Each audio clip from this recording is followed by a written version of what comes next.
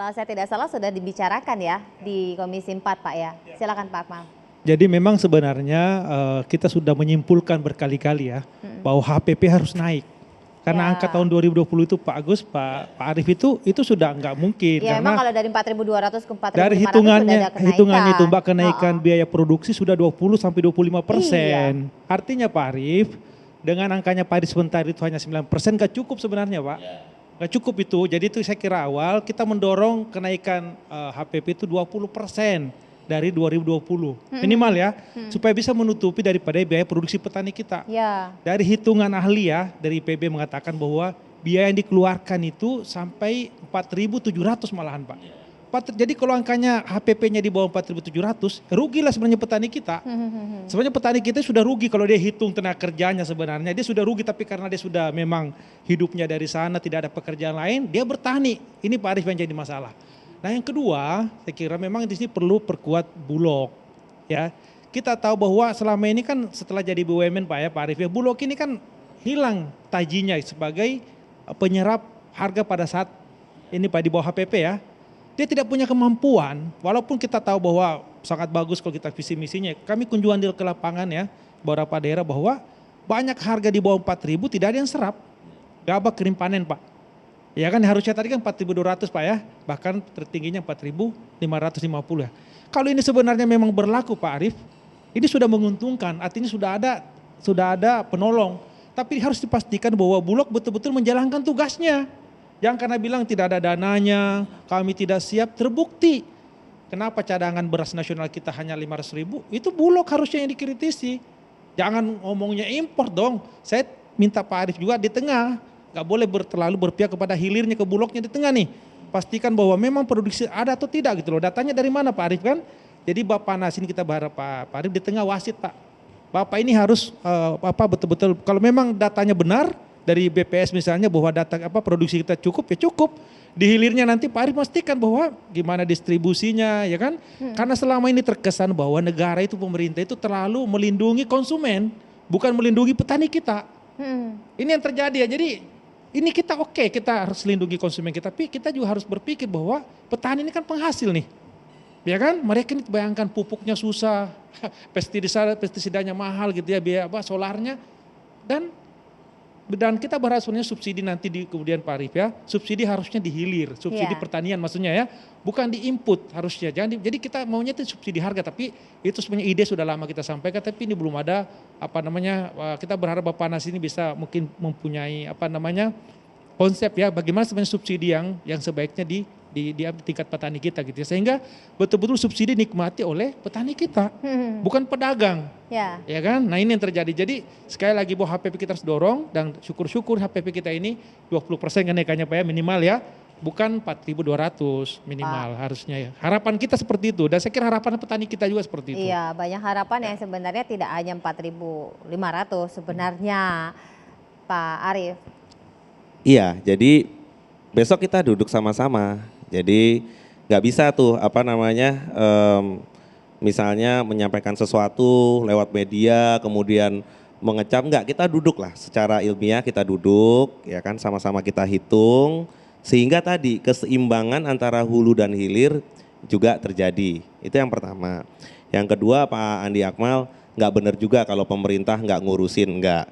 Saya maksudnya ngurusin apa nih Pak? Enggak, maksudnya ngurusin seperti tadi ya, misalnya nggak peduli sama petani. Bukan atau hulu. Bukan nggak peduli, lebih ke konsumen maksudnya. Lebih ke konsumen, ya artinya kalau peduli sama konsumen berarti misalnya petaninya nggak diperhatikan, nggak juga. Kenapa? Karena saya sendiri ada di sini gitu ya, maksudnya. Baru Pak Arief di Papanas. Oh iya. Justru itu, karena itu Pak Presiden itu membentuk Badan Pangan Nasional sesuai dengan dari Undang-Undang Pangan juga tahun 2012 gitu, sehingga kita nih masuk nih Pak, kita masuk, kemudian kan sekarang kita tata satu persatu, mulai dari neraca komoditas ya kan, kemudian mempersiapkan cadangan pangan pemerintah, perpresnya juga sudah siap. Tadi nih baru selesai pulang dengan Kementerian Keuangan, Dirjen DCKN ya, dengan ID Food itu membicarakan skema, karena Pak Presiden itu menyampaikan kepada kami semua rapat internal di istana ya, bahwa ini rakyat ini ya, masyarakat kita biarkan berproduksi.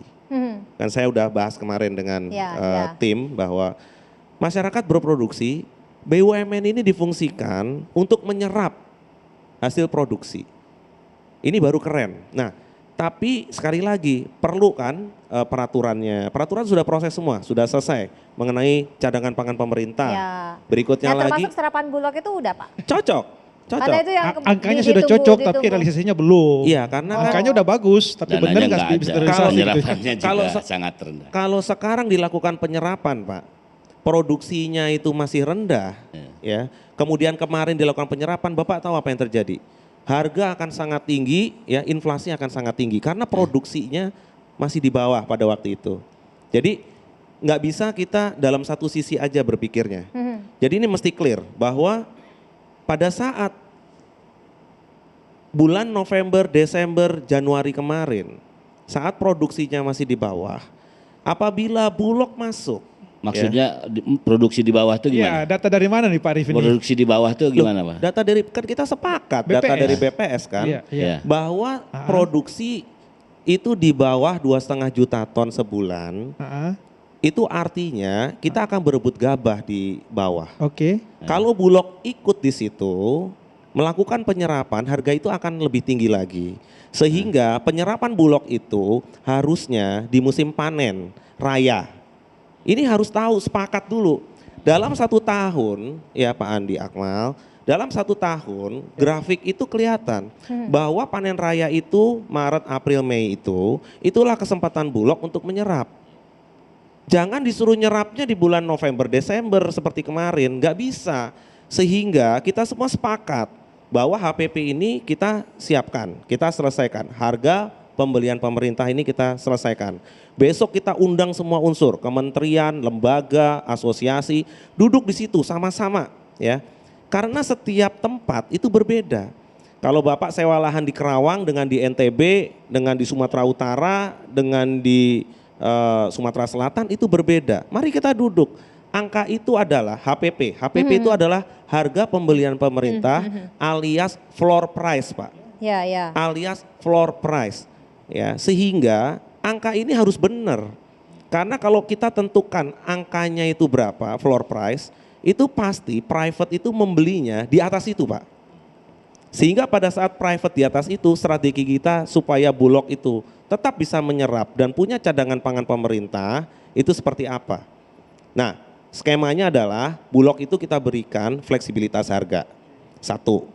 Ini Pak Andi Akmal diskusi kita terus di Komisi 4. Yang kedua, kita berikan kesempatan untuk menyerap komersial sehingga bisa bersaing dengan private. Kemudian berikutnya lagi, kita baru buat nih aturannya. Bisa mengkonvert beras komersial menjadi beras CBP. Ini nggak common loh kita lakukan ini, tetapi Badan Pangan Nasional tuh sudah sampai situ, Pak. Nah, kemudian kita siapkan anggarannya. Anggaran ya yang memang standby untuk Bulog dan ID Food. Bulog itu nanti menyerap yang namanya padi, jagung dan kedelai, the rest itu ada di ID Food. Jadi ini sudah kita siapkan semua, peraturannya, CPP-nya, perbadannya. Nah, tinggal habis ini kita eksekusi sama-sama setelah teman-teman di BUMN ini mendapatkan juga ada penjaminan pemerintah di sana. Nah, kita juga apresiasi sama Kementerian Keuangan, Pak. Kita terus berusaha supaya ada penjaminan ya kepada Himbara sehingga Himbara bisa memberikan bantuan tanda kutip kredit dengan bunga yang rendah. Sehingga nanti teman-teman petani itu nggak ada lagi atau peternak buang-buang telur lagi, nggak buang-buang ayam lagi. Jadi diserap dengan harga yang baik. Saya mengingatkan ini pernah kita alami di minyak goreng, Pak. Minyak goreng. Jadi mekanisme dan kekuatan korporasi sangat dominan dan negara tidak hadir. Nah, jadi menurut saya Bappenas ini harus komprehensif dari mulai hulu, tidak hanya di ujung, di hilir tentang harga. Bagaimana persoalan subsidi tadi untuk misalnya untuk pupuk, untuk benih, termasuk juga insentif terhadap harga. Sehingga biaya produksi itu itu bisa juga ditekan. Dan ini harus ada peran negara. Bappenas adalah salah satu yang berfungsi untuk menentukan juga bagaimana dari hulunya itu juga dipastikan biaya produksinya tidak tinggi dan tidak merugikan petani.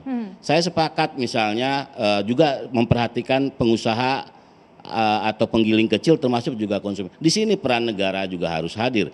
Subsidi, operasi pasar itu yang harus dilakukan sehingga harga layak itu bisa dipenuhi, dicapai oleh petani. Dan kita tidak mau misalnya ini hanya pelaku-pelaku usaha korporasi. Sekarang Wilmar sudah bermain. Dia akan bermain nanti dari hulu sampai hilir. Seperti sawit. Food estate sedang dibangun. Dia juga pengolahannya sampai dia pasarnya. Kita tidak mau seperti itu. Di pangan khusus beras ini tidak ingin seperti minyak goreng. Sehingga negara tidak berperan. Harga internasional bagus, orientasinya ekspor, itu yang dilakukan. Sehingga negara juga tidak bisa misalnya menentukan berapa kebutuhan pangan dan bagaimana peran juga korporasi swasta untuk tidak jor-joran membeli dan menguasai juga persoalan pangan sepertinya minyak goreng kemarin. Nah ini yang menurut saya juga harus dikuatkan dari hulunya, dari mulai penguasaan lahan, berapa luas tanam padi, bagaimana produktivitasnya, bagaimana harga pupuknya mahal, bagaimana misalnya bahan bakarnya itu harus dihitung dan menjadi salah satu tugas Bappenas untuk mengefektifkan supaya juga petani juga tidak ingin harganya mahal, biaya produksinya. Gitu, dan juga konsumen. Jadi ini juga harus menjadi tugas Bappenas menurut saya ya. Jadi tidak hanya menghitung biaya produksi dan dikonversi ke HPP. Tidak, menurut saya lebih komprehensif. Makanya dengan Kementerian Pertanian sebagai kementerian lembaga yang bertanggung jawab terhadap produksi harus bicara gitu. Dan juga subsidi itu ya memang harus sudah dialihkan karena subsidi pupuk itu tidak ke petani, itu ke perusahaan-perusahaan pupuk, gitu. Harus subsidinya di harga, bagaimana harga, subsidi harga, operasi pasar sehingga konsumen juga bisa mendapat harga yang terjangkau, dengan juga petani bisa layak mendapatkan harga. Gimana, Pak? Baik, kalau saya yang kedua ini memang saya kira konsepnya Pak Arief sudah bagus. Cuma kan kita melihat tahun lalu ini kan tidak jalan. Salah satunya memang kita nggak punya cadangan yang kuat Pak Arief ya. Jadi negara ini harus punya cadangan Pak. Sebenarnya sih dari Badan Pangan Nasional sudah punya blueprint ya. Cuma kan eksekusinya bukan Bappenas. Nah ini kan jadi masalah nih. Jadi sebenarnya angka 2 juta itu angka yang sangat luar biasa. Kemarin saya di Kendari juga dengan Bappenas, dengan Bulog Pak. Dia menyiapkan ternyata 3 triliun. Oke, Anda punya 3 triliun, bisa nggak menyerap pada saat panen raya kan? Jangan seperti tahun lalu dong, hanya 400.000 sehingga ada alasan untuk import. Ya kan? Dan saya kira juga salah satu efek Pak ya, kenapa juga harga mungkin pada saat ini, mungkin ada efek psikologis impor beras tadi itu yang sebenarnya kita tidak terlalu butuhkan. Tapi ada ketakutan tanda kutip bahwa ini bahaya nih karena cadangan kita di bawah angka 1 juta Pak Arief ya. Jadi sekali lagi sepakat tadi bahwa cadangan kita perkuat nih. Pak Jokowi sudah menyampaikan tadi, sekarang eksekusinya gimana nih? Ya kan? Nah, ini yang penting sebenarnya karena kalau konsep Pak Arief udah bagus nih. Makanya saya katakan tadi bahwa Pak Arief ini jaga Pak aturannya, keseimbangan, saya sepakat tadi keseimbangan dijaga. Tapi jangan juga selalu menyalahkan di hulunya juga. Ini kan juga kadang-kala kita menyalahkan Kementan, produksinya kurang, sementara datanya dari BPS. Terus kalau kita nggak percaya data dari BPS, data dari mana? Saya sederhana aja, ada nggak pembanding? Ya kan? Jadi kita firm ke situ gitu loh. Sehingga ya kalau saya memang dari awal nggak pernah setuju dengan import, terutama beras ya.